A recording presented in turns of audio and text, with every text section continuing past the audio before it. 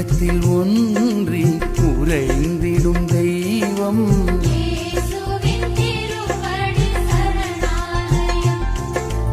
உலகினில் என்றும் நிலையான். மலை போல துன்பம் என்னை சூழும் போது அதை பனி போல உருகிட செய்பவரே, கண்மணி போல் என்னை காப்பவரே, உள்ளங்கையில் போனி என்னை நினைப்பவரே, நீர் போதும் என்